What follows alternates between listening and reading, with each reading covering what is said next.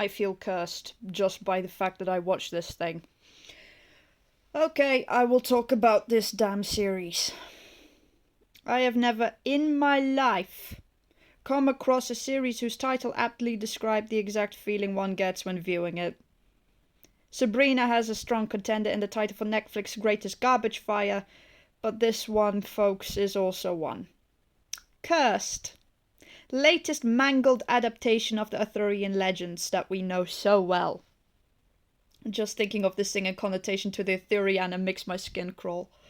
For those of you who are unaware, I am a graduate student of a bachelor's in Celtic languages and culture, and for now I'm currently following a research master's in the Celtic track of a course called Ancient, Medieval and Renaissance Studies.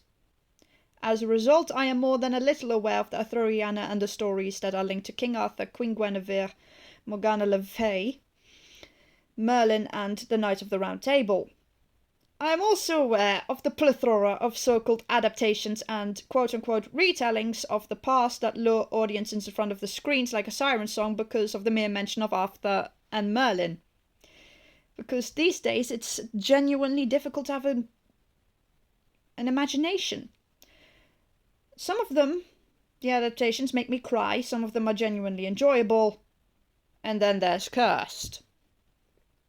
I am not simply looking at the magic here.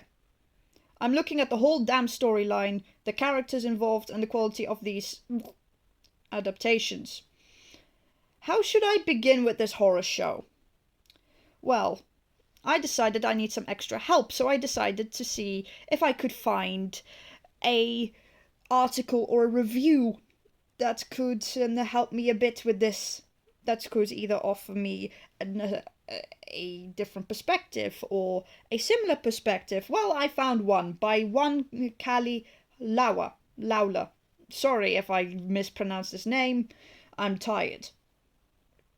Cursed has been described by Miss Lawler as to have an aura of Game of Thrones, but for teens, which in my humble opinion is a description that this thing does not warrant at all.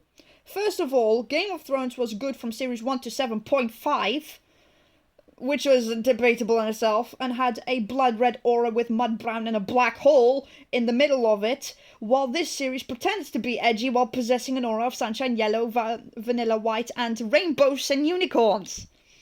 The plot is confusing because there is absolutely no coherence whatsoever. Things are needlessly left out or ambiguous in an attempt to be mysterious. The effects are not even cheesy, they're just so bad. I think they left it to the poor old intern who had the misfortune of having his first day on the boss's off day. Lawler just deems the mythology, quote-unquote, if one can even call it that, complex, which made me laugh, because complex mythology would suggest that it actually was well thought out, much like the Norse ones, the Greeks, the Irish, the Mayans, the Aztecs, and others I could name. Their mythology is genuinely well thought out. This one goes like this.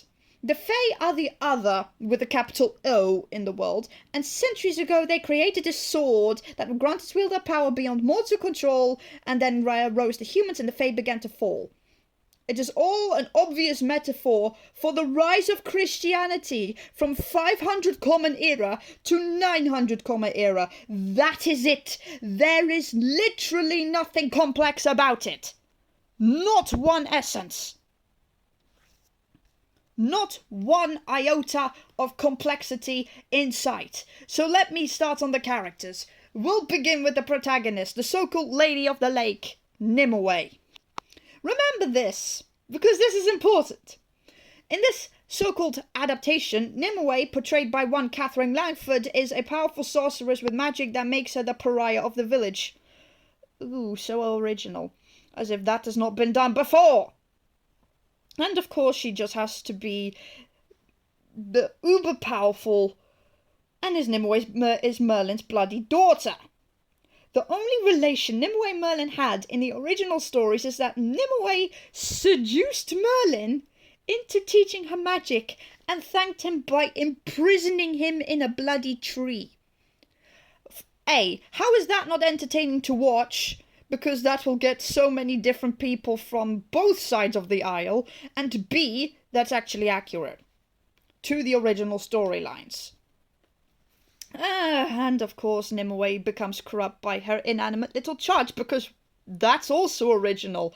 Excalibur, the great sword of King Arthur himself, is essentially a force for the worst impulses inside its wheel, and this oh so great paragon of virtue has to fall just as quickly as her own bloody father did.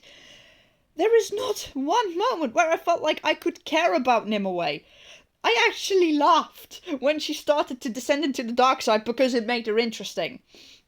In fact, the only time that I cared about her was when she was about to die, because that was one of the only rare moments where I saw genuine emotion. I was just like, ooh. So so Langford can act slightly. Lawler states that Langford's charm and aesthetics sustain cursed when the story falls too short or the lingo is too obtuse, and I would agree if Langford had any charm to speak of in the bloody first place. The entire time, she was either too dramatic or was doing her best Bella Swan impression, which made me want to reach through the screen to throttle her. I was just baffled at how poor that acting was, and I don't know if it's down to the acting at some point or down to the writer, because I think it might be both. It was just so overly done that I thought it was a comedy at some point. It had to be a comedy because these people couldn't be taking it seriously. They just couldn't be. Which leaves me to go on to Merlin. They portray the greatest warlock on earth as a drunk and misanthropic idiot with no honor. Which, okay, that could be interesting.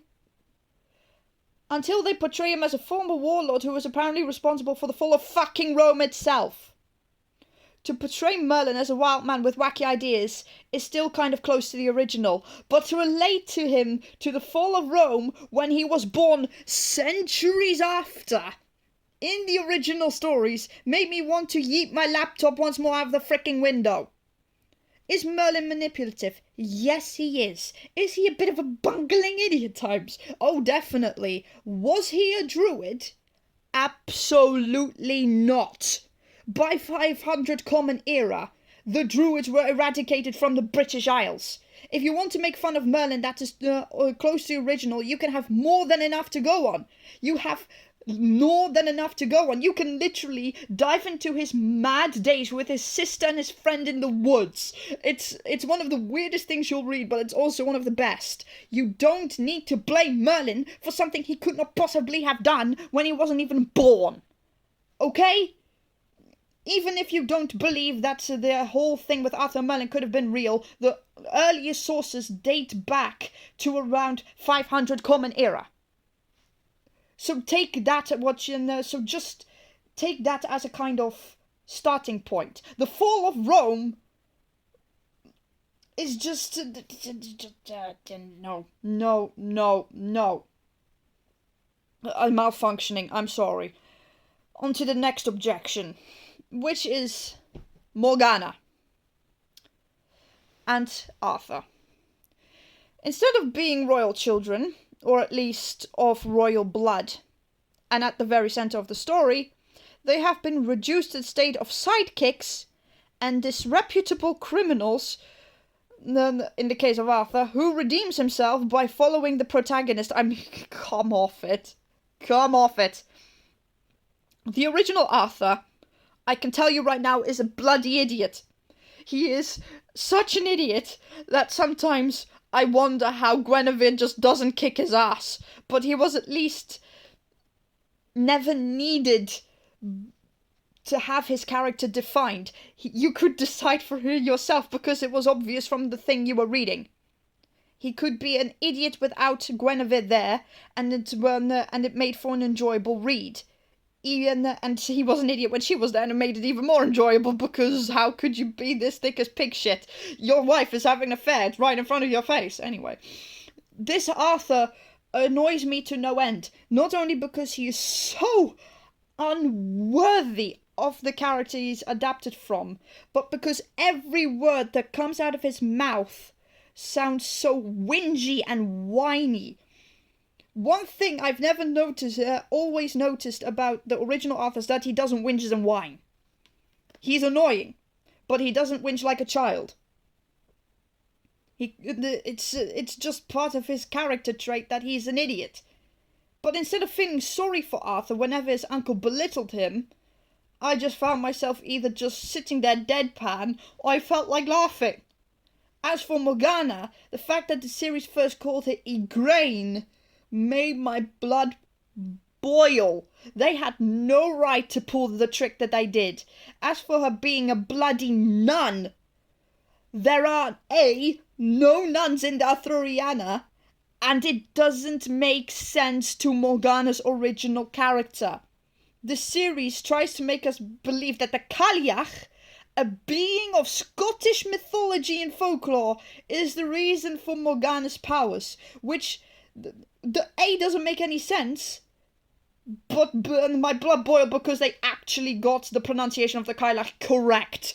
They was failing so hard until they got something right, and it made me even angrier because I just was like, I was waiting for the next failure, but then they did something right, and I was just like, great. Now I have one less point of contention in my belt. Great, they got something right. Not even BBC's Merlin got this correct.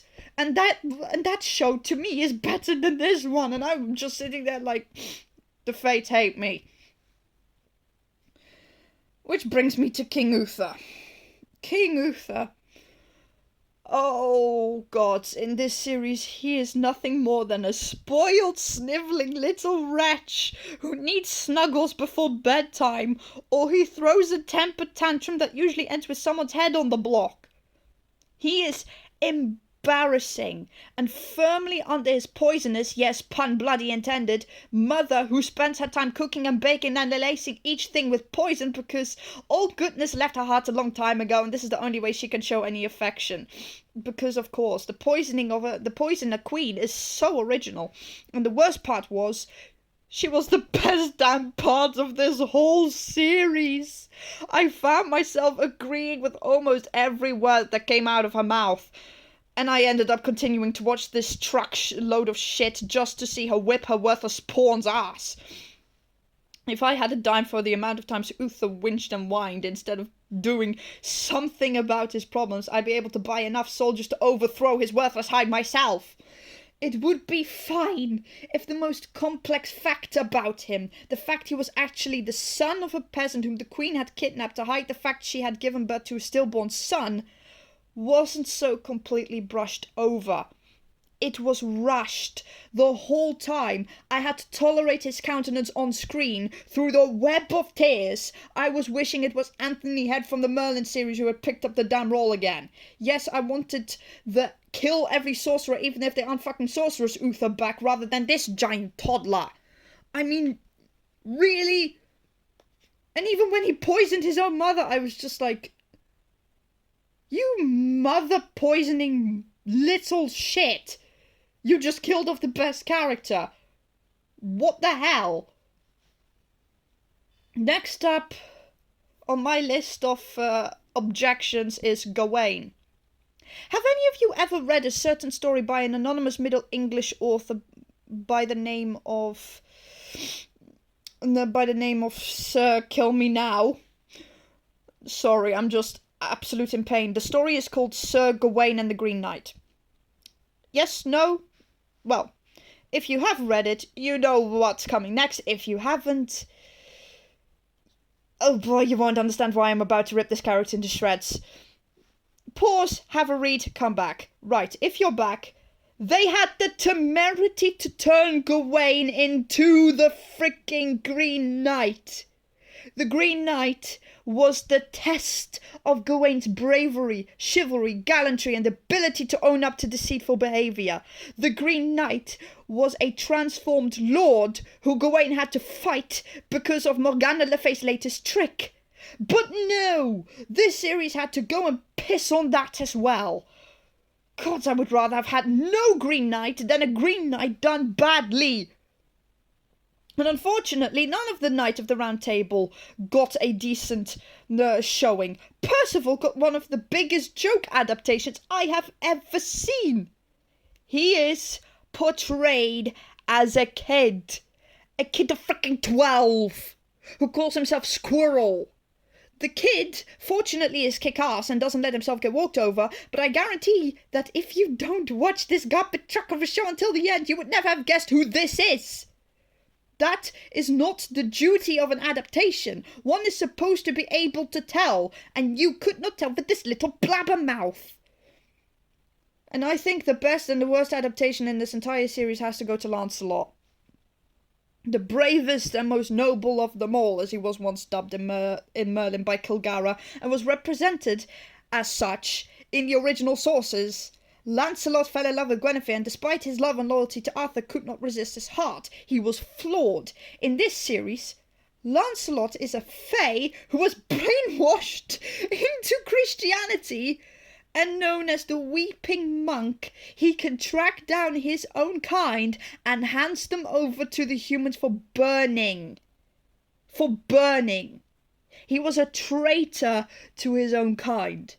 It isn't until Gawain finds out his little secret that Lancelot begins to question his decision and his place, and the idiotic little fucking cardinal monk that messed with his head and ends up saving the life of Percival, fighting off his former allies on his own. I admit I hate how they twisted Lancelot, but I do like how complex Lancelot's character is in this series. I hope that if they do a second series, they dive a little more deeper into it this time, but I doubt it. And I am already in pain. My final point is this. Where the fuck is Guinevere?